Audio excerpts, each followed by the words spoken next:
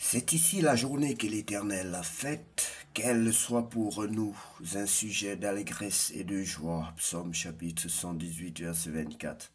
C'est ici la journée que l'Éternel a faite, qu'elle soit pour nous un sujet d'allégresse et de joie. Psaume 118, verset 24. C'est ici la journée que l'Éternel a faite, qu'elle soit pour nous un sujet d'allégresse et de joie. Psaume 118, verset 24. Bonjour bien-aimés, c'est l'heure de la prière et de la repentance en ce dimanche 6 avril 2025. Prions ensemble. Seigneur, en ce jour de repos et d'adoration, nous venons te célébrer avec reconnaissance et joie. Père Céleste, merci pour ce dimanche que tu sanctifies. Merci pour ton souffle de vie, pour ta paix et pour l'amour que tu verses sur nous. Nous te consacrons cette journée, que nos pensées, nos paroles et nos gestes soient pour ta gloire. Parle à nos cœurs, renouvelle notre foi et remplis-nous de ton Esprit Saint comme il est écrit. C'est ici la journée que l'Éternel a faite. Qu'elle soit pour nous un sujet d'allégresse et de joie. Psaume 118, verset 24. Bien-aimé, que Dieu vous bénisse abondamment. Si tu sais que tu n'as jamais accepté le Seigneur Jésus-Christ, que tu es une brebis égarée, ces moments te sont réservés. Nous allons donc t'inviter à répéter cette prière exceptionnelle que le Seigneur met sur notre cœur pour quiconque n'a pas encore reconnu ses péchés, n'a pas encore confessé ses péchés, n'a pas encore accepté le Seigneur Jésus-Christ dans sa vie comme son sauveur personnel. Alors bien aimé, nous allons donc prier et vous allez répéter. Je vais prier et tu vas répéter après moi. Seigneur Jésus-Christ, Seigneur Jésus-Christ, je reconnais mon tort. Je reconnais mon tort. Je reconnais que je suis un pécheur. Je reconnais que je suis un pécheur. Pardonne-moi, Seigneur. Pardonne-moi, Seigneur. Je veux devenir ton enfant. Je veux devenir ton enfant. Dès aujourd'hui, je veux devenir un enfant, ton enfant. Dès aujourd'hui, je veux devenir ton enfant. Oui, fais de moi ton enfant, Seigneur, je t'en supplie. Fais de moi ton enfant. Je te demande pardon. Je te demande pardon. Je t'invite dans ma vie comme mon sauveur personnel et mon Seigneur. Je t'invite dans ma vie comme mon sauveur personnel et mon Seigneur. Prends la place de roi. Prends la place du roi. Prends la place du roi dans mon cœur. Prends la place du roi dans mon cœur. Prends la place de Dieu dans mon cœur. Prends la place de Dieu dans mon cœur. Baptise-moi de ton Esprit Saint. Baptise-moi de ton Esprit Saint. Je scelle cette prière au nom puissant de Jésus-Christ de Nazareth. Je scelle cette prière au nom de Jésus-Christ de Nazareth.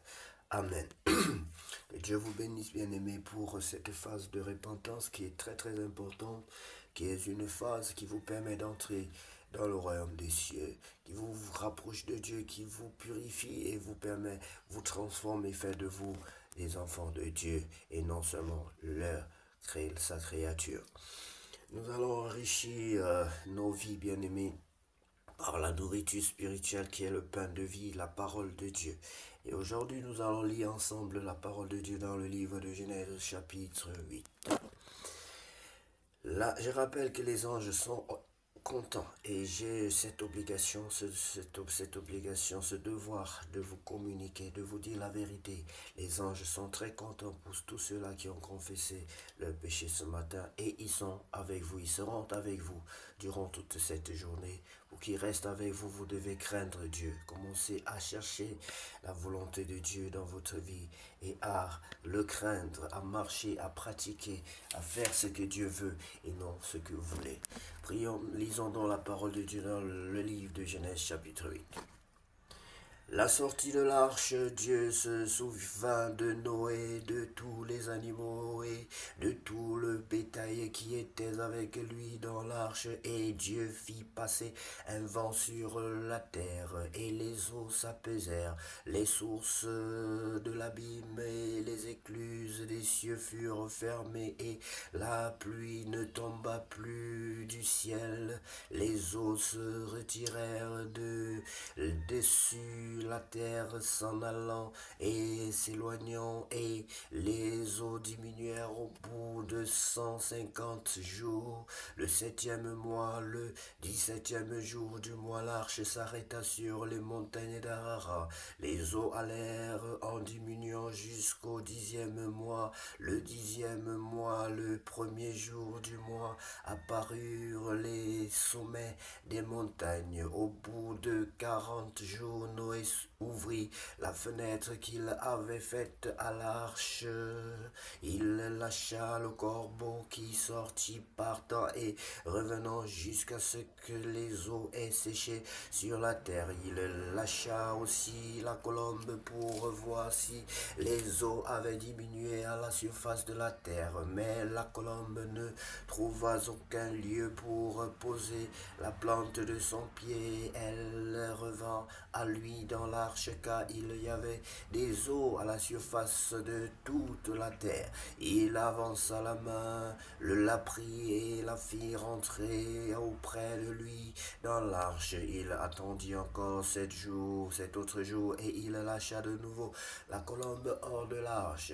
La colombe revint à lui sur ce soir, et voici une feuille d'olivier arrachée était dans son bec. Noé connut ainsi que les eaux avaient diminué sur la terre. Il attendit encore 7 autres jours, et il lâcha la colombe, mais elle ne revint plus à lui. L'an 600 ans, le 1er mois, le 1er jour du mois, les eaux avaient séché sur la terre. Noé ôta la couverture de l'arche, il regarda, et voici la surface de la terre avait séché. Le second mois, le 27e jour du mois, la terre fut sèche.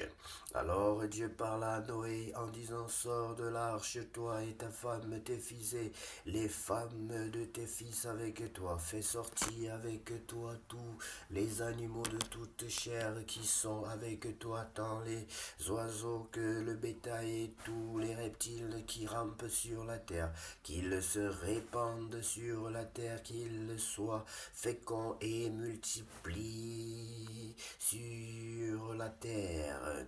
Et Noé sortit avec ses fils, sa femme et les femmes de ses fils, tous les animaux, tous les reptiles, tous les oiseaux, tout ce qui se meut sur la terre selon leur espèce sortirent de l'arche.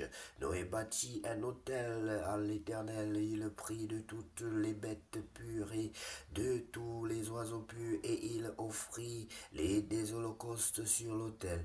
L'Éternel sentit une odeur agréable, et l'Éternel dit en son cœur, je ne maudirai plus la terre à cause de l'homme, parce que les pensées du cœur de l'homme sont mauvaises dès sa jeunesse, et je ne frapperai plus tout ce qui est vivant comme je l'ai fait.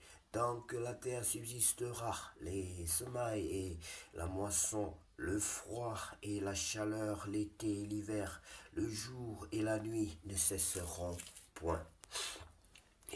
Merci infiniment pour ta parole, Seigneur. Ta parole, c'est la vérité. Ta parole, c'est la vie. Ta parole nous guérit. Sans ta parole, nous ne sommes rien. Et nous ne pouvons rien faire sans elle.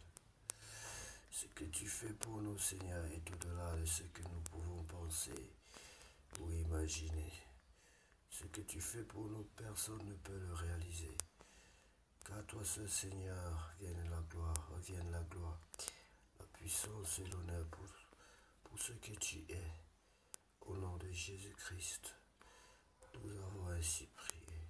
Amen. Bien-aimés, que Dieu vous bénisse abondamment. Que cette journée soit la plus belle de toutes les journées à passer sur cette terre au nom de Jésus-Christ. Amen.